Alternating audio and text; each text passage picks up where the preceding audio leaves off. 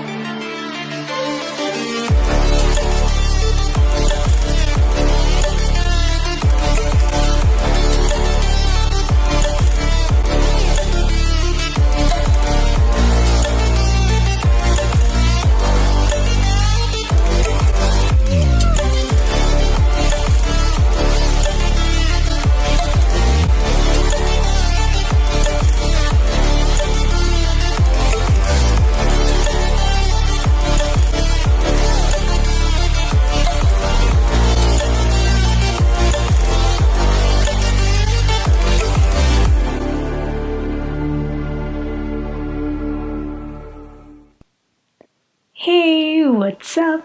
Welcome to my challenge video for Nick Space Awards 2019 India. So guys, firstly, thank you so much for supporting me all this while and appreciating my work. So I've made it to top 15 of Nick Space Awards India, and for going to the next round, I would really need your support and votes. So if you like this video, please go to the description box below and click on the link given and vote for me. That will mean a lot to me. Thank you so much in advance.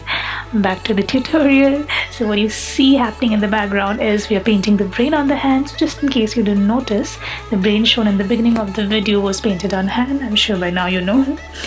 So I used face paints basically to draw the base, and the background was colored black, so that way when you hold it against a black backdrop, the black part won't show up and you'll have the illusion effect that you want.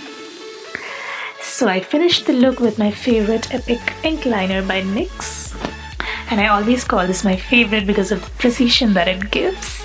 You'll see me use this very often in the video. And with that, we were done with the brain. Moving on to the props now.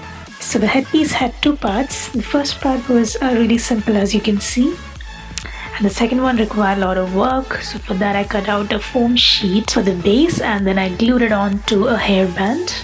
Then I used some aluminium foil and I crushed it and shaped it into horn-like structures, and I glued them onto the base. And once I had enough of these, I cut out some lightweight clay to connect these pieces together. I would really recommend using lightweight clay for this kind of work, otherwise you'll end up having a really heavy headpiece which you don't want.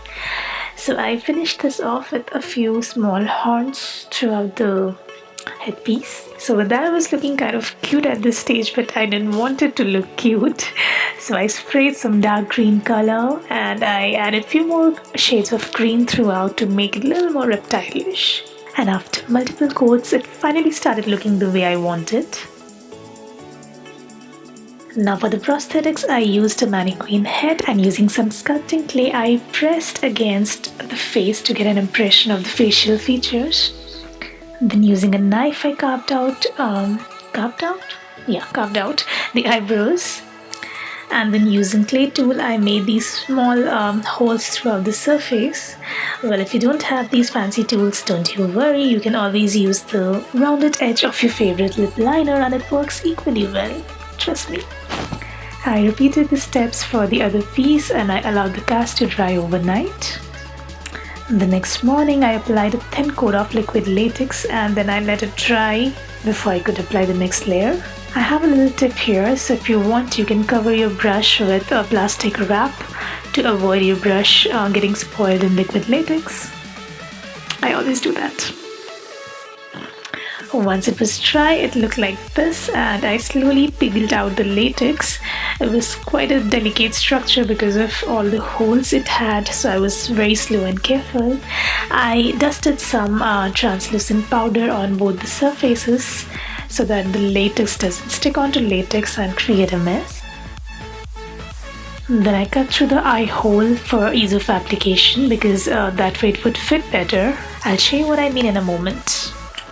Then I cut out these spikes kind of things. I'm not sure what are they called, but reptile spikes maybe. Then I used same lightweight clay to shape the structure and I spray painted everything in green. Like everything, literally. I don't know, I was kind of getting obsessed with this green. Like I used this as a base of almost everything that I created. For the back piece, I used these pipes that you get in hardware shop, and I made a couple of circles by placing some wires inside each of them to give it nice shape. And then I made these tiny horn-like structures and stuck them along the circumference of each of these circles. And while doing that, I learned that glue gun is not a very good thing to use on aluminium foil, so you gotta be careful there. It doesn't really stick well. Once I was done, guess what? I sprayed the same green over it, and like I said, I used this as the base of all the articles that I created, and then I added different shades of green to intensify the colors. Moving on to the makeup finally. So if you notice, there were two looks in this. So the idea behind this was transforming a human into a reptilian. So let me take you through look 1, which is more of a human and less of a reptile. For this, I started priming my face with the NYX Pore Filler, and then I mixed a few drops of a Wavy Glow Liquid Booster in the shade Glazed Donuts along with Total Control Drop Foundation and Blending Sponge, all by NYX, along my face, and then I concealed a part of my eyebrows with orange corrector followed by concealer. And then I used the NYX Jumbo Eye Pencil to draw my outline of eyebrow.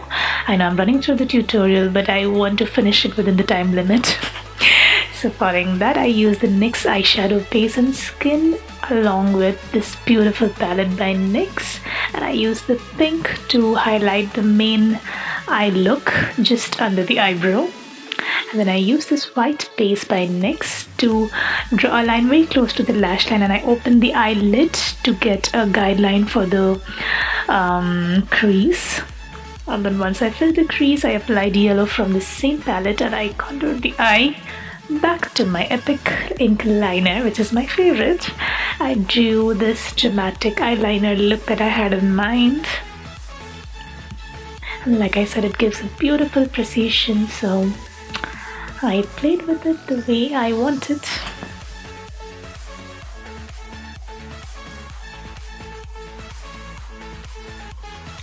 Once I was done with the eyeliner, I took some black eyeshadow and I blended out the sharp edges of the eye look. Then I grabbed my Ultimate Brights eyeshadow palette, my second favorite for contouring the cheek.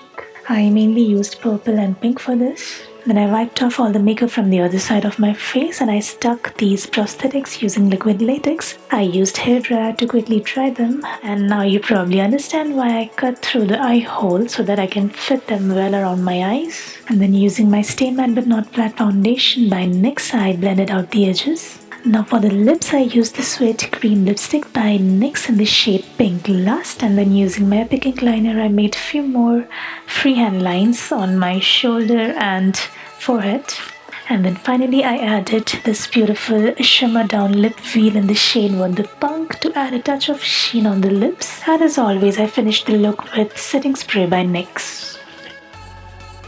Now moving on to the look 2, this is more of a reptilish look and less of a human look.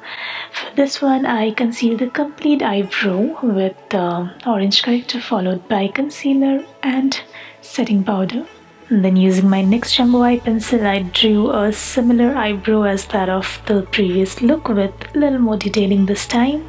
Then I used face paints in the shades green and yellow to create the base of the eye look. Once done, I took my Epic ink liner once again and I drew some straight lines just above the eyebrow and created a U shape at the base for a dramatic look. And then I rolled out some lightweight clay in this kind of shape, and then I placed them along the contour of my cheeks, and I used liquid latex to stick them onto my cheeks. You may also use lash glue for this. This time I used my Jumbo Eye Pencil to sketch out the outline of each of these prosthetic pieces. And once I had the outline, I applied liquid latex along these outlines. Yes, I used my fingers for this because the liquid latex was drying way too quickly. By the time I was transferring it to the brush and my skin, the latex was drying out and I was like, what the hell? So yeah, you have to be really quick with this. While it was drying, I started painting my neck with green. And then it was time to peel out the internal side of the liquid latex layer to give the feel of peeling skin, and I stuck in the prosthetics like so.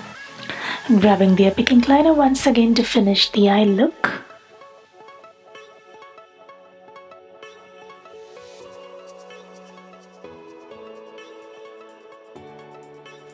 So I wanted this reptilish touch to be partial, hence I drew a few more lines along the neckline to give a touch of reptilish look, but then I didn't want to make it too stark. Following that, I used a black eyeshadow to create the illusion of depth in certain areas. And to contrast that, I used the NYX Wavy Glow highlighter on the high points, including the cheekbone. A little more shading here and there and we were close to completion. And this time I used my NYX Jumbo Eye Pencil in Black Bean for the lips. And then I did a little more detailing, and finally I used these clay horns and stuck them onto the shoulder, and after 8 long hours I was ultimately done with the look too. Oh, by the way, the sturdy chair that you might have noticed in the pictures was made of clay and spray painted again. I told you I was obsessed with this.